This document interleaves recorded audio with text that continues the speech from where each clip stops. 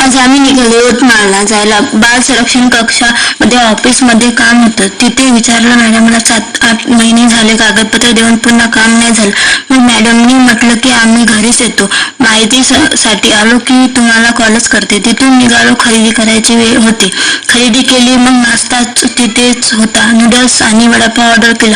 नाश्ता झाला. मग आईला तिच्या नातेवाईकाला भेटायचं होतं. मग त्यांच्या घरी गेलो. चहा घेतला. थोडा गप्पा गोष्टी झाल्या. मी शाळेत माझ्या मोठे बाबाकडे राहायची. 5वी-6वी असताना मोठे बाबाच्या घराशेजारी एक मोठी आई. त्यांच्या घरचे माझा खूप लाड करायचे. त्यांच्या मी खूप अंगावरची होती. आता ते यवतमाळला राहतात. आईच्या नातेवाईकाच्या घरामागेच. मग त्या आईची मामी सांगत होत्या ती मोठी आई नेहमीच विचारते म्हणे श्रद्धा कशी आहे, कधी आली तर घरी घेऊन ये. मग त्यांच्या घरी गेलो. खूप वर्षानंतर भेटलो आम्ही. त्याचा डॉगी खूप भुकत होता. मग त्यांनी एका रूम मध्ये बंद केलं डॉगीला. गेट काढून आतमध्ये गेलो. मोठ्या आईने हात